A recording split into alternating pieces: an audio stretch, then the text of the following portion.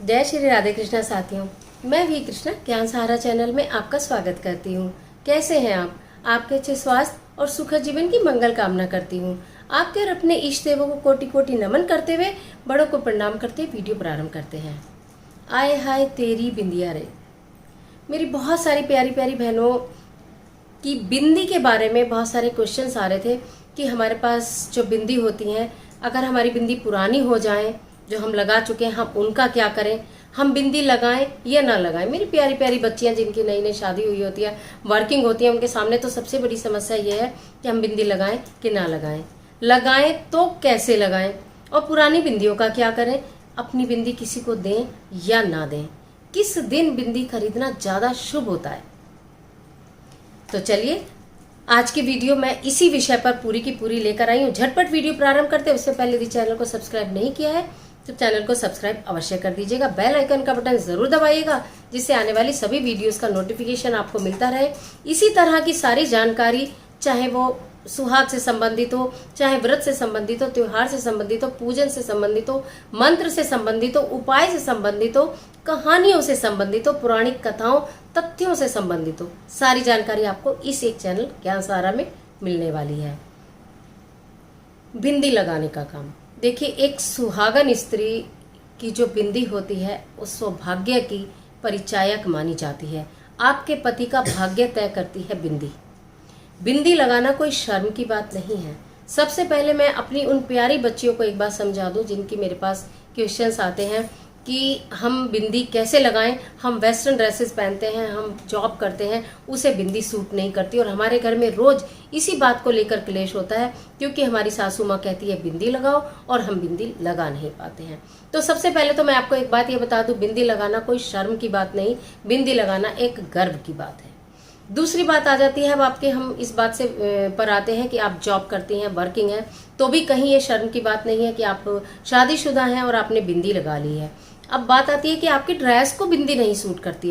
अगर आपकी ड्रेस को बिंदी सूट नहीं करती है और आपको ऐसी ड्रेस पहननी है, तो आप, मैं एक सलाह देती हूँ, यदि आपने मेरे से क्वेश्चन पूछे हैं और मुझ पर विश्वास रखते हैं, मुझसे प्रेम करते हैं, मेरा सम्मान करते हैं, तो आप मेरी बात जरूर मानेंगी कि आप अपने घर से पूजा करके तो निकलती होंगी, भगवान के आगे हाथ जोड़कर तो जरूर जाती होंगी। अपने घर में छोटी सी डिब्बी में रोली घोल कर रखिएगा और उसके अंदर एक कुछ भी नहीं तो जो ईयरबड होती है वो डाल दो, नहीं तो मैच स्टिक के आगे का जो गोल वाला हिस्सा होता है उससे हल्का सा अपने माथे पर डॉट लगाइए और जाइए। किसी वेस्टर्न ड्रेस को वो जो बिंदी का डॉट है वो खराब नहीं करेगा।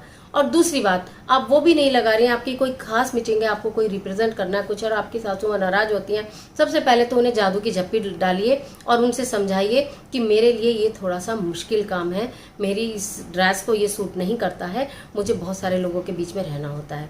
अगर वो समझ जाती हैं तो बहुत अच्छी बात है। अगर वो समझ जाती हैं तो छुट्टी वाले दिन जरूर उनकी पसंद से आप कोई भी जो आपकी रोज की ड्रेस है वो पहने, तो बिंदी जरूर लगाएं। एक तो ये समाधान है कलेश रोकने का।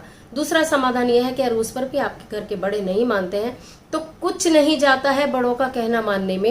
एक बिंदी लगाकर घर से निकलिए। आप किसी गाड़ी में, किसी स्कूटर में, किसी बस में, किसी इसमें तो आप जाती हैं ना अपने ऑफिस, उतार कर उसको लगा लीजिए और फिर लौटती बार फिर वो बिंदी लगा लीजिए। ये भी एक कलेश को रोकने का कारण है। देखिए, मैं हमेशा बताती हूँ, समस्याएं बहुत हैं लेकिन समाधान भी बहुत है।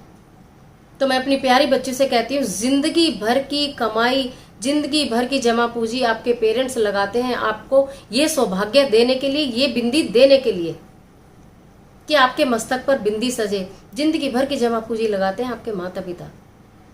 पूछिए उन माता पिता से जिनकी बच्चों की शादियां नहीं हो पा रही होती हैं, कितने खुश होते हैं आपको देखिए सुहाग के जोड़े में सजे देख के। आपके माथे पे बिंदी होती है, आप सजी धजी होती हैं, तो आपके माता पिता का हृदय प्रफुल्लित होता है। उसे शर्म की बात मत बनाइए, बिंदी जरूर लगाइए, छोटी सी लगाइए, बड़ी सी लगाइए। लाल रंग की बिंदी हर ड्रेस पर सूट करती है। मस्तक पर कोशिश ये करिए कि आप लाल रंग की बिंदी लगाएं।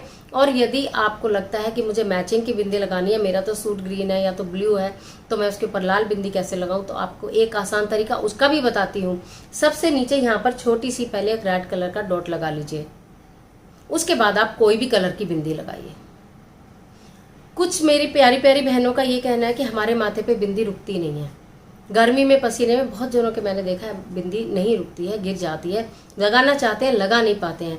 उसके लिए भी एक आसान तरीका यह है, मैंने बोला मंदिर में आप अपने रोली रखिए, चंदन होता है, नहीं तो हल्दी घोल के रखिए। यदि आप ऐसे डोट करके पूजा करके हल्दी का तिलक लगा लेती हैं अपने मस्तक पर, रात तक आपके मस्तक से वो हल्दी का तिलक जाएगा नहीं। आपका गुरु बृहस्पति आपका मजबूत होगा, आपके पति का मजबूत होगा, कभी घर में धन धान्य की कमी नहीं होगी। यदि आप लाल रंग की बिंदी लगाती हैं, प्रतिदिन नहा धोकर आप घर में रहती हैं, बिंदी प्रतिदिन लगाती हैं, आप इस बात को नोटिस कर लेना, इस बात को आप आजमा लेना कि आपके पति का भाग्य जरूर उदय होगा। आपके पति को तरह तरह की परेशानियों का, बेवजह की झंझटों का, उलझनों का सामना करना नहीं पड़ेगा। इतना महत्व है इस बिंदी का, ये आपके पति के भाग्य को जगाती है। इसलिए बिंदी लगाने से परेशान ना होइए, बचिए मत। अब बात ये भी आती है कि बिंदी हम कौन सा दिन ऐसा है जिस दिन ना खरीदे। बिंदी आप हर दिन खरीद सकते हैं, केवल बृहस्पतिवार के दिन आप बिंदी खरीदने से बचें। बृहस्पतिवार के दिन बिंदी आप नहीं खरीदें, बाकी आप किसी भी दिन खरीदें। दूसरी बात, अपने मस्तक की लगी हुई बिंदी कभी किसी को ना दें। भावावेश में आके कि अरे ये बिंदी बहुत सुंदर लगे, निकाली उसके माथे पे लगा दी, नहीं। और आपके माथे पे नहीं भी बिंदी लगी हो, कभी आप भूल गई हैं तो आप उनके घर के मंदिर से रोली लगाएं, कुछ लगाएं, परंतु दूसरे के माथे की बिंदी लेकर भी अपने माथे पर कदापि ना लगाएं। आपके घर में बहुत सारे मेहमान आए हैं, चाहे आपकी ननंद है, चाहे तो आपकी भाभी है, चाहे तो कोई भी है, आप एक पत्ता नया बिल्कुल अलग रखिए और जब भी कोई आता है उसे बिंदी की जरूरत हो, आप वो पत्ता उसको ऑफर करिए कि आप इसमें से लगा लीजिए। लेकिन ऐसा नहीं है कि आप अपने माथे से उतार कर प्रेम में आकर बिंदी दें। ये सुहाग की चीज़ है, प्रसाद नहीं है। इस बात को आप ध्यान रखिएगा, ये बिंदी ऐसे नहीं देनी है। अब बिंदी आती है बात कि जो हमारी बिंदी है, जो पुरानी बिंदी है, उनका हम क्या करें। देखिए, पहली बात तो यह है कि कोई बिंदी जब आप लगाकर बाहर जाते हैं तो सामने वाले की नेगेटिविटी आपके मस्तक पर आती। कहते नहीं, आज्ञा चक्र है। यहाँ पर तो पुरुष के भी तिलक लगाया जाता है, लगाता है। पंडित जी भी कोई पूजा तिलक लगाने से पहले करते नहीं हैं, पहले तिलक लगाएंगे फिर पूजा करेंगे। तो यानी कि आपके मस्तक को उन्होंने सेंटर में, दिमाग को सेंटर में यानी पूजा में लाए, समझ गए। तो इस तरह से आपको ये कार्य करना है। तो आपके जो बिंदी होती है, जो आपके यहाँ लगी होती है, कितने लोगों से आप पूरे दिन में मिलते हैं, न जाने कितने लोगों को तो आपका बहुत सुंदर लगा और उन्होंने मुंह पर कह दिया, जाने कितने लोगों ने आपसे मुंह पर भी नहीं कहा। इतनी सारी नेगेटिविटी, इतनी सारी बातें ये बिंदी हमारी बाहर से लेकर आती है। उस बिंदी को उतारिए, या तो आप एक कागज का कोई टुकड़ा बड़ा सा अपनी ड्रेसिंग टेबल में रखिए, या तो कोई खाली बड़ा बिंदी का पत्ता जो खाली हो गया है वो अपनी ड्रेसिंग टेबल में रखिए। एक पत्ते में बहुत सारी वो भी बिंदी आती होती हैं जो हमारे यूज की नहीं होती हैं, ऐसे भी कलर होते हैं। आप वो उतारी हुई बिंदी उसमें लगाते चले जाइए कागज पे। इधर उधर देखो, कभी भी देखो, बेडरूम में जाओ तो बेड पर बिंदी लगी है, शीशे पर बिंदी लगी है, बाथरूम में बिंदी लगी है। ये जगह जगह बिंदियां लगाना आपके पति के कार्य को तितर बितर करता है। ये वाली आदत बिल्कुल छोड़िए, ये वाली आदत बिल्कुल भी अच्छी नहीं है। इधर उधर बिंदियां लगाने की आदत बिल्कुल ही छोड़ दीजिए। और आप अपनी बिंदियों को एक कागज पर संभालते रहिए।